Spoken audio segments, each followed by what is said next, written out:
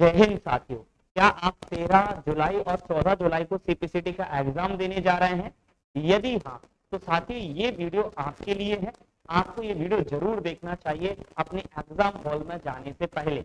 इस वीडियो में मैं कंफर्म करने वाला हूँ साथियों कि एग्जाम हॉल में क्या सावधानी आपको रखनी है। पहला पॉइंट मैं वीडियो में बताऊंगा डॉक्यूमेंट क्या लेकर जाना है। तो जब आप एग्जाम देने जा रहे हैं तो कौन कौन से डॉक्यूमेंट आपको लेकर जाना है, ताकि यार आपको गेट से ना भगा दिया जाए। मान लीजिए आप फर्स्ट टाइम एग्जाम देने जा रहे हो तो हो सकता है शायद आपको पता ना हो, और वैसे तो एडमिट कार्ड पर सब कुछ लिखा होगा, आपने रीड नहीं किया है तो मैं यहाँ आपको बता देता हूँ। क्वेश्चन सॉल्यूशन के लिए टिप्स मैं देने वाला हूँ, यानी जो हमारे 75 मार्क्स टोटल कंप्लीट क्वेश्चन आते हैं उसे कैसे आपको सॉल्व करना है, स्पेशली कंप्यूटर कैसे आपको सॉल्व करना है, वो मैं यहाँ मैथ रीजनिंग कैसे सॉल्व करनी है वो मैं यहाँ डिस्कस करने जा रहा हूँ। ठीक है, लास्ट क्वेश्चन, लास्ट हमारा टॉपिक रहेगा वीडियो का, टाइपिंग में एक गलती है, ऐसी गलती मत करना नहीं तो यार आप डिस्क्वालीफाई हो जाएंगे। आपको गलती कौन सी है उसके लिए आपको ये वीडियो देखना पड़ेगा। वीडियो को यार पूरा जरूर देखिएगा। सबसे पहली वाली बात कि डॉक्यूमेंट क्या आपको लेकर जाना है। तो साथियों पहले तो आपको एडमिट कार्ड लेकर जाना है। हाँ, एडमिट कार्ड पर आपने देखा होगा एक फोटो आता है आपका, है ना। अगर वो फोटो एडमिट कार्ड पर नहीं आ रहा है तो आप अपना फोटो चिपका लीजिएगा वहां पर। अगर फोटो की जगह दी है तो, है ना, वहां पर फोटो की जगह दी होगी। अगर फोटो की जगह नहीं दी है तो फिर आपको फोटो लगाने की आवश्यकता नहीं है। हो सकता है यार इस बार एडमिट कार्ड अपडेट कर दिए गए हूँ, मैंने तो देखे नहीं है। वैसे पुराने एडमिट कार्डों में जरूर फोटो आता था। अगर इस बार आ रहा है फोटो तो यार डेफिनेटली आप लोग वहां, अगर फोटो नहीं दिखाई दे रहा है तो आप अपना फोटो जरूर लगा के ले जाएगा। और हाँ, एक बात जरूर याद रखिएगा कि जो फोटो आपने एग्जाम फॉर्म भरते समय लगाया था वही फोटो वहां पर लगाइएगा, अदरवाइज आप दूसरा फोटो वहां मत लगाइएगा। और हाँ, अगर ऐसी सिचुएशन है कि यार वो फोटो नहीं मिल रहा है तो आप एक काम करिएगा, अपना एग्जाम फॉर्म को आप लॉग इन करिएगा, वहां पर आपको फोटो दिख जाएगा, वहां से फोटो को क्रॉप करके आप फोटो बनवाकर आप फोटो लगा लीजिएगा। ठीक है, सेकंड पॉइंट पर हम बात करते हैं। एंड फर्स्ट पॉइंट में एक चीज और है दोस्तों, आपको 10th या 12th की मार्कशीट में से किसी एक की फोटो कॉपी करवा के ले जानी है, क्योंकि एग्जाम हॉल में वहां आपसे फोटोकॉपी मांग ली जाती है, या तो 10th की मांग ली जाएगी या 12th की मांग ली जाएगी। साथ साथ में आपको अपना आधार कार्ड लेकर जाना है आइडेंटिटी के लिए, है ना। तो एक का है एडमिट कार्ड, आधार कार्ड, 10th और 12th की मार्कशीट की फोटोकॉपी। ऐसा नहीं है कि अगर आप 10th और 12th की मार्कशीट की फोटोकॉपी नहीं ले जाएंगे तो वो आपको एग्जाम नहीं देने देंगे। फिर वहां आपको एक एप्लीकेशन लिखना होता है। फिर भाई आप इतनी झंझट क्यों करें, एप्लीकेशन वगैरह क्यों लिखें, तो इससे अच्छा कि आप फोटोकॉपी जरूर करा ले जाइएगा। हाँ, अगर आप मान लीजिएगा घर से आप निकल गए हैं और आपके पास फोटोकॉपी नहीं है और एग्जाम सेंटर पर आप पहुंच गए हैं, फिर आप ये वीडियो देख रहे हैं, तो फिर इतना टेंशन लेने की आवश्यकता नहीं है। दूसरा यहाँ पर प्रश्न है क्वेश्चन सॉल्यूशन के लिए टिप्स यहाँ पर आपको मैं देने जा रहा हूँ, ताकि कि जो भी आप प्रश्न सॉल्व करेंगे, कोई सा भी क्वेश्चन हो, चाहे वो आपका कंप्यूटर का प्रश्न हो मेरे साथियों, एंड कंप्यूटर के क्वेश्चन के लिए मैं स्पेशली बताने वाला हूँ, जो आपके 52 क्वेश्चन कंप्यूटर के आते हैं उसमें आप लोग ज्यादातर कोशिश करें। और ये विशेष बात है हमारे हिंदी मीडियम वाले साथियों के लिए, जो भी हिंदी मीडियम में यहाँ पर एग्जाम देने जा रहा है या एग्जाम दे रहा है, और मेरी ऑडियंस ज्यादातर जो है 80% ऑडियंस जो है हमारी स्टूडेंट्स जो हैं वो हिंदी मीडियम वाले हैं, तो उनके लिए विशेष बात है साथियों। अगर आपने हिंदी मीडियम सिलेक्ट करके क्वेश्चन पढ़ा, हिंदी में क्वेश्चन पढ़ा, ऑप्शन पढ़ा, तो मैं आपको रिकमेंड करूंगा कि यार हिंदी में जब आप अपने किसी क्वेश्चन को पढ़ते हैं तो उतना बेहतर तरीके से समझ में नहीं आता है जितना बेहतर तरीके से इंग्लिश लैंग्वेज में कंप्यूटर समझ में आता है। तो मैं आपको एक रिकमेंड करूंगा यार कि अगर आपने हिंदी में क्वेश्चन पढ़ा और यदि आपको वो समझ में नहीं आया और आप उस क्वेश्चन में अगर कोई तुक्का लगाने जा रहे हैं, तो मेरे हिसाब से आप उसे पहले एक बार इंग्लिश में कन्वर्ट करके जरूर पढ़िएगा। अब आप बोलेंगे सर क्या प्रत्येक प्रश्न को हिंदी और इंग्लिश में कन्वर्ट किया जा सकता है? तो जी डेफिनेटली किया जा सकता है।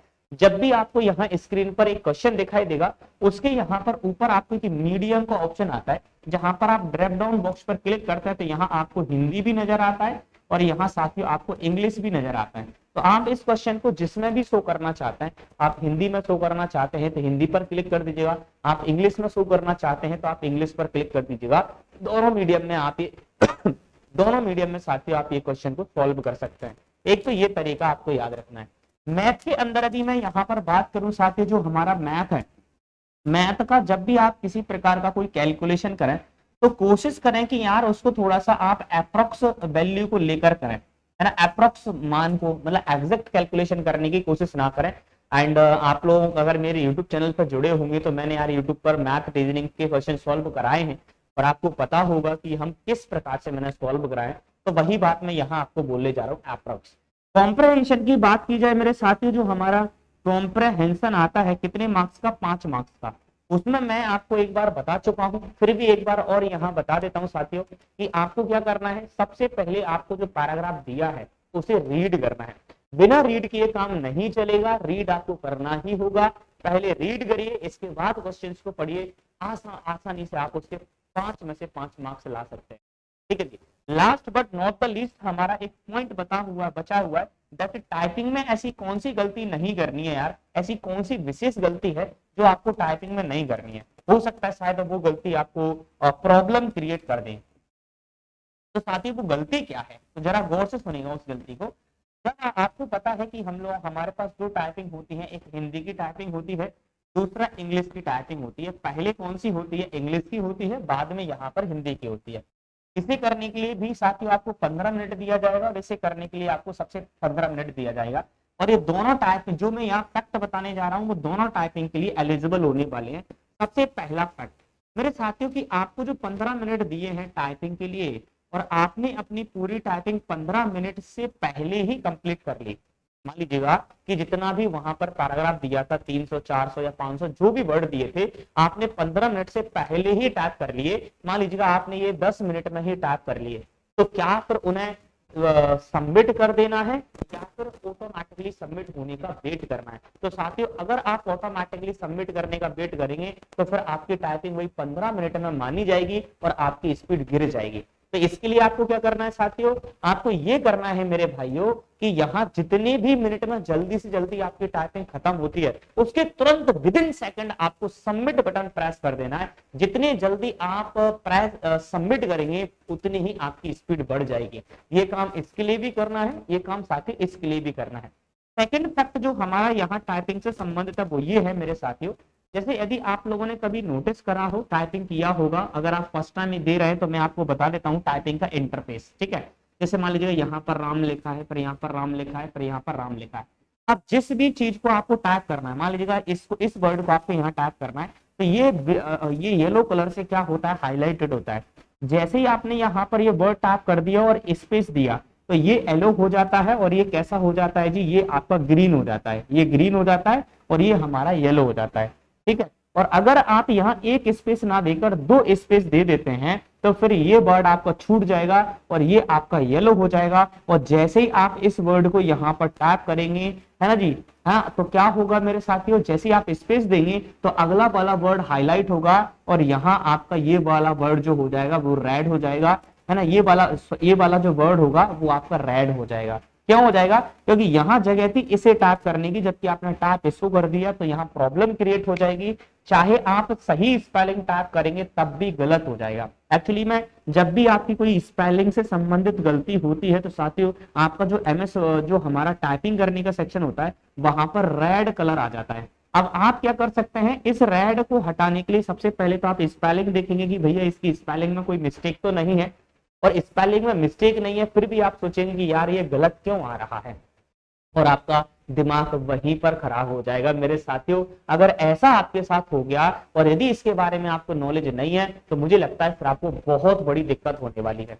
ठीक है, तो आपके साथ ऐसा ना हो इसलिए इस बात को ध्यान रखिएगा। अगर किसी के साथ ऐसा होता है तो अब ये सही कैसे होगा, तो आपको सही कैसे करना है मेरे साथियों, आपको अपना बैक स्पेस की तब तक प्रेस करना है जब तक कि यहाँ पर आपका ग्रीन वर्ड डिलीट नहीं हो जाता। फिर दोबारा से आप उसको टाइप करना स्टार्ट कर दीजिएगा, ऑटोमेटिकली आपका सही टाइप होने लग जाएगा। अब यहाँ मोस्ट इंपॉर्टेंट क्वेश्चन आता है कि सर क्या इसमें बैक स्पेस यूज कर सकते हैं। डेफिनेटली आप बैक स्पेस यूज कर सकते हैं। और क्या, जैसे आपने जीआर के अंदर देखा होगा कि हम लोगों ने एक वर्ड टाइप करा, स्पेस दे दिया, फिर स्पेस देने के बाद में वापस बैक स्पेस से वो वर्ड डिलीट नहीं होता है।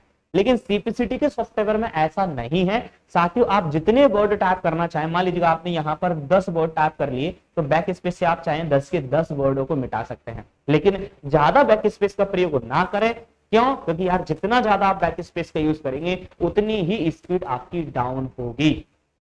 याद रखते हैं इस बात को। हाँ, अगर एक आध दो वर्ड आपके रेड रह रहे हैं तो आप रेड रहने दीजिएगा, कोई फर्क नहीं पड़ता, बस उससे एक्यूरेसी आपकी कम होगी, टाइपिंग पे ज्यादा फर्क नहीं पड़ेगा। तो ये कुछ मुख्य बातें हैं साथियों जो आपको एग्जाम हॉल में आपकी हेल्प करेंगी। और एक और चीज, लास्ट पॉइंट है, ये बोनस के तौर पर मैं आपको दे रहा हूं, बट बहुत इंपॉर्टेंट पॉइंट है मेरे साथियों। जैसे ही एग्जाम हॉल के अंदर टाइपिंग स्टार्ट होती है तो वहां कीबोर्ड की बहुत सारी आवाज आती है, तो हमें ऐसा लगता है कि नहीं यार सामने वाला जल्दी स्पीड से टाइपिंग कर रहा है, और हम भी जल्दी टाइपिंग करने की कोशिश करते हैं, और ऐसा करने पर हमारी गलतियां होना स्टार्ट हो जाती हैं। तो यार एग्जाम हॉल में ये मेरे वर्ड आपको जरूर याद रखना है। जैसे मैं ये जो वर्ड बोल रहा हूं, आंख बंद करके ये वर्ड मेरे जरूर याद करिएगा कि उत्तम सर ने बोला था यार जो कर रहे हैं उन्हें करने दीजिएगा, जो आपके आसपास बैठे हुए हैं वो महा बेवकूफ लोग हैं, आपको ये समझना है अपने दिमाग में।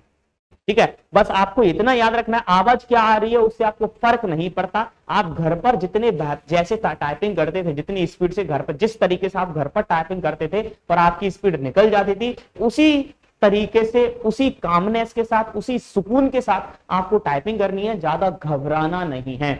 और साथियों यही घबराहट जिसने कंट्रोल कर ली मेरे भाई, उसकी टाइपिंग की स्पीड घर से 2-3 वर्ड पर मिनट ज्यादा ही आएगी। लेकिन ऐसा होता नहीं है, हर एक स्टूडेंट घबराहट को कंट्रोल नहीं कर पाता है, आवाज को कंट्रोल नहीं कर पाता है, और एग्जाम हॉल में उसकी स्पीड डाउन हो जाती है। यार अगर आप सेकंड टाइम एग्जाम देने जा रहे हैं तो ये बात कितनी सच है वो आप कमेंट सेक्शन में मुझे जरूर बताइएगा। हाँ जी, तो यार ये थी कुछ चीजें, और best of luck, good luck, मेरी बेस्ट विशेष आपके साथ है। जितना भी पढ़ा है हमने बेस्ट पढ़ा है, जितना भी पढ़ाया है बेस्ट पढ़ाया है, और जितना पढ़ाया है अगर यहाँ आपने याद किया है तो मैं वादा करता हूं यार हर एक क्वेश्चन आपके जहन में होगा, ये आपके भाई का वादा है। इवन हम लोगों ने इस बार तो मैथ भी कवर किया है, रीजनिंग भी कवर किया है, कॉम्प्रहेंशन भी कवर किया है, जीके भी कवर किया है, कंप्यूटर तो आप जानते ही हैं कि हम लोग कवर करते ही करते हैं। ठीक है जी, एक बार और good luck, best of luck, फोड़ के आएगा, छल्ली करके आएगा।